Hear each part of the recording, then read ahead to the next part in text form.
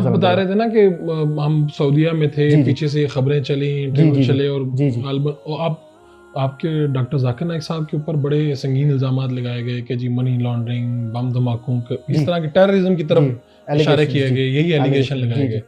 तो आप लोगों ने फिर वहां से आप वापस इंडिया नहीं गए?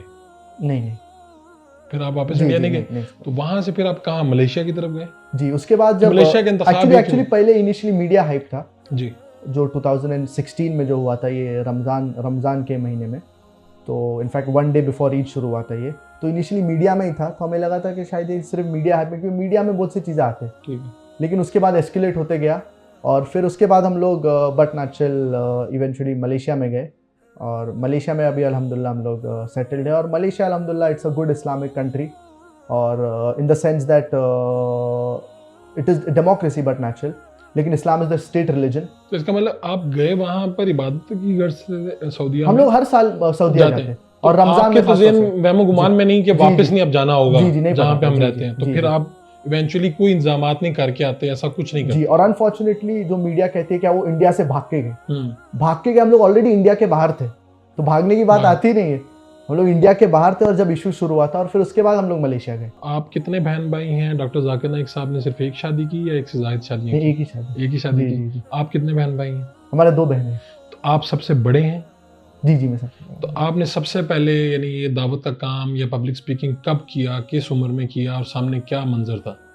एक्चुअली जो दावती काम जो है फ्रॉम अ यंग एज हम लोग ने शुरू किए थे अल्हम्दुलिल्लाह, पूरी फैमिली अल्हम्दुलिल्लाह, और स्कूल में भी ये सिखाया गया था, तो maybe by the age of 7 या 8 जी। और छोटे छोटे लेक्चर्स इनिशियली शुरू किए थे, तो जो इंडिया में जो लेक्चर्स होते थे, तो और पीस कॉन्फ्रेंस में भी 2009 में भी अल्हम्दुलिल्लाह मेरे लेक्चर्स हुए थे। मेरी उम्र तकरीबन 15 ईयर्स थी जब भी। तो पहला जब बड़ा क्राउड सामने आया हो वो तब आपकी एज यही थी 15 वाली? नहीं, मेरी एज पहला जो शॉर्ट लेक्चर, छोटा मुख्तसर लेक्चर जो मैंने दिया था, वो मेरी उम्र तकरीबन 8 ईयर्स थी, 8 to 10 ईयर्स। क्या टॉपिक था आपका?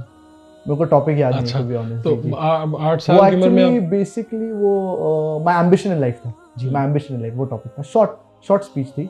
और वो कॉन्फिडेंट थे कि भाई हो जाएगा, या को डर भी था? जी अल्हम्दुलिल्लाह, वो लेक्चर में अल्हम्दुलिल्लाह कॉन्फिडेंस तो अल्हम्दुलिल्लाह था, क्योंकि उससे पहले भी थोड़े लेक्चर दिए थे, लेकिन ये बड़ा मजमा में, तो नॉर्मली आप जब बड़े मजमे में पहली बार बात करते हैं तो ऑफकोर्स नर्वसनेस रहता है, लेकिन फिर इसके बाद आप लेक्चर्स कंटिन्यूसली देते रहते तो फिर ये नर्वसनेस हट जाती अल्हम्दुलिल्लाह। अब मैं आप लोगों के तासुरात आपके बारे में पढ़ रहा था। जी। लोग आपको भी बहुत पसंद करते हैं, लेकिन क्या आपको लगता है कि डॉक्टर जाकिर नाइक का कद इतना बुलंद है कि कहीं कहते हैं ना कि घने पेड़ के नीचे कहीं कोई पौधा बहुत बड़ा नहीं हो पाता, ये वो इस तरह की कोई चीज़ भी आती है कि आपको लगता है कि, या आप कहते हैं कि मुझे जितनी रहनुमाई मिल रही है मेरे रोल मॉडल वही हैं? आप इस तरह से देखते हैं? क्या देखते हैं? बड़े बाप के बेटे के मसाइल भी बड़े होते हैं, लोग फिर उनको एक तनाजुर में देखते हैं ख़ास। जी ऑफ कोर्स, जैसे कि हमें पता है अल्लाह सुब्हानहू व तआला फरमाते सूरत आल इमरान सूरा नंबर 3 आयत नंबर 110 में, कुंतुम खैरा उम्मतिन उखरिजत लिन्नास तअमुरूना बिल मारूफ व तनहौना अनिल मुनकर व तु'मिनूना बिल्लाह। क्या अल्लाह सुब्हानहू व तआला हमें खैर उम्मत कहते हैं? तो इन जनरल जब मुसलमान को एक ऑनर दिया गया है तो उसके साथ रिस्पॉन्सिबिलिटी भी दी गई है, and there is no honour without responsibility. तो सिमिलरली दाई की भी एक जब अल्लाह सुब्हानहू व तआला उनको इज्जत देता है तो उसके साथ जिम्मेदारी भी आती है।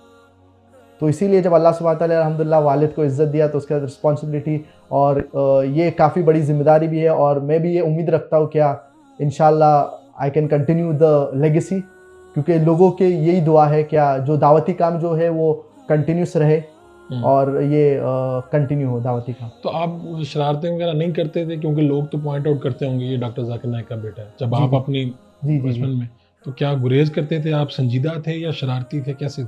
कभी कभार स्कूल में कोई शरारती चीज़ें हो जाती थी, लेकिन जैसे ही बड़े होते गए तो अल्हम्दुलिल्लाह ये कम हो गया अल्हम्दुलिल्लाह। और अभी कोशिश करते क्या लाइफ फोकस रहे, दावती काम के ऊपर तवज्जो दिया जाए, तो ये ज़रूरी है। इसीलिए जो लेक्चर टूर्स भी होते थे, अभी काफ़ी हम लोग के लेक्चर टूर्स, नाइजीरिया में भी लेक्चर टूर था, पाकिस्तान का पहला लेक्चर टूर है अल्हम्दुलिल्लाह, और कभी कभार टाइम मिलता है तो पॉडकास्ट भी होते हैं ताकि लोगों को पैगाम पहुँचे। जी, आपने अभी तक कितने अफराद को मुसलमान कर लिया?